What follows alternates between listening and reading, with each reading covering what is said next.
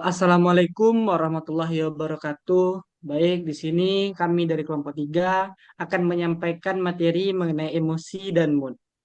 Eh, eh, Kelompok 3 sendiri itu beranggotakan saya sendiri, Uziza Vendra, dan rekan saya, Zakia Diva Efrina. Nah, di sini kelompok 3 akan, kami yang di kelompok 3 akan menyampaikan eh, mengenai emosi dan mood. Itu materi pertama yang akan disampaikan oleh saya sendiri. Materi pertama yaitu konsep emosi dan mood.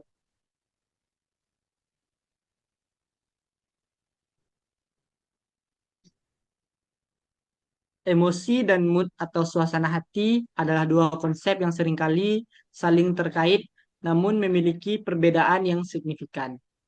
Emosi merujuk pada reaksi psikologis yang lebih intens dan biasanya bersifat sementara, seperti kebahagiaan, kemarahan, atau kesedihan yang muncul sebagai respon terhadap suatu peristiwa atau situasi tertentu. Nah, emosi ini dapat mempengaruhi perilaku keputusan seseorang dalam jangka pendek. Nah, di sisi lain, mood atau suasana hati adalah keadaan emosional yang lebih stabil dan berlangsung lebih lama. Seringkali tidak terkait langsung dengan peristiwa tertentu. Next. Materi selanjutnya itu mengenai fungsi emosi dan suasana hati. Nah, emosi dan mood atau suasana hati itu memiliki fungsi yang krusial dalam kehidupan manusia, baik secara individu maupun secara sosial. Nah, emosi berfungsi sebagai respon langsung terhadap stimulus eksternal yang membantu individu untuk menanggapi situasi dengan cara yang sesuai, seperti rasa takut yang mendorong tindakan melindungi diri dari bahaya. Sedangkan suasana hati berfungsi sebagai keadaan emosional yang lebih stabil dan berlangsung lebih lama, mempengaruhi cara seseorang merasakan dan berinteraksi dengan dunia. Nah, mood yang positif dapat meningkatkan kreativitas dan produktivitas, sedangkan mood yang negatif dapat menghambatnya dan menjadi indikator masalah kesehatan mental. Next. Materi selanjutnya yaitu mengenai sumber-sumber emosi dan suasana hati. Nah, sumber-sumber emosi dan suasana hati itu meliputi berbagai faktor seperti kepribadian, waktu dalam sehari, cuaca, tingkat stres, aktivitas sosial, kualitas tidur, serta usia dan jenis kelamin. Semua elemen ini berkontribusi pada bagaimana seseorang merasakan dan mengapresikan emosi mereka. Next. Materi selanjutnya yaitu mengenai dampak kerja emosional terhadap karyawan. Dampak kerja emosional terhadap karyawan sangat signifikan karena kecerdasan emosional yang baik dapat meningkatkan kinerja kepuasan kerja dan komitmen. Emosi positif berkontribusi pada sikap pegawai yang lebih baik, sementara pengelolaan stres dan emosi dapat meningkatkan produktivitas dan kerjasama di lingkungan kerja. Di sisi lain, emosi negatif dapat menyebabkan penurunan motivasi, kepuasan kerja, dan bahkan meningkatkan tingkat stres di tempat kerja. Karyawan yang tidak mampu mengelola emosi mereka dengan baik cenderung memahami kelelahan emosional yang dapat berdampak pada kesehatan mental dan fisik. Baik, mungkin cuma itu materi yang dapat saya sampaikan. Materi selanjutnya akan dilanjutkan oleh rekan saya, Diva. Kepada Diva dipersilakan. Baiklah, terima kasih kepada moderator. Di sini,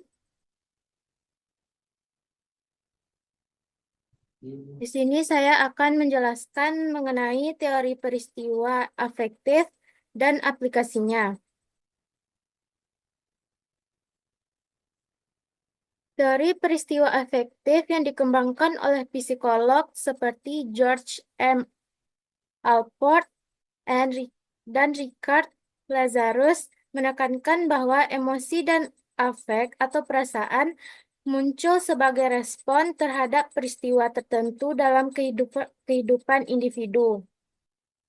Teori ini menyatakan bahwa pengalaman emosional tidak hanya dipengaruhi oleh situasi eksternal, tetapi juga oleh interpretasi dan makna yang diberikan individu terhadap peristiwa tersebut. Aplikasi dari teori ini dapat dilihat dalam berbagai konteks, seperti dalam pengembangan program pelatihan untuk meningkatkan kecerdasan emosional di tempat kerja, di mana karyawan diajarkan untuk mengenali dan mengelola reaksi emosional mereka terhadap situasi yang menantang. Selanjutnya yaitu keberadaan kecerdasan emosional. Kecerdasan emosional merujuk pada kemampuan individu untuk mengenali, memahami, dan mengelola emosi dirinya sendiri serta emosi orang lain. Konsep ini pertama kali dipopulerkan oleh Daniel Goleman pada tahun 1995, yang menekankan bahwa kecerdasan emosional sama pentingnya jika tidak lebih daripada kecerdasan intelektual atau IQ dalam menentukan keberhasilan seseorang dalam kehidupan pribadi dan profesional. Selanjutnya yaitu menerapkan konsep-konsep tentang emosi dan mood pada masalah organisasional behavior yang spesifik. Emosi dan mood atau suasana hati memiliki peran penting dalam perilaku organisasi, terutama dalam konteks interaksi antar karyawan dan pengambilan keputusan. Misalnya, emosi positif dapat meningkatkan kolaborasi dan kreativitas, sementara emosi negatif seperti stres atau kecemasan dapat menghambat produktivitas dan menciptakan konflik.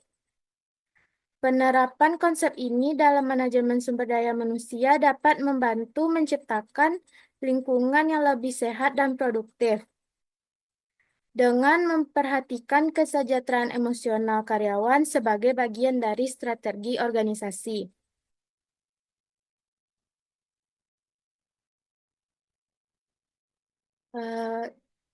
Jadi kesimpulan yang dapat kita ambil dari materi ini yaitu emosi dan suasana hati memainkan peran krusial dalam perilaku organisasi, mempengaruhi interaksi antar karyawan, produktivitas, dan pengambilan keputusan.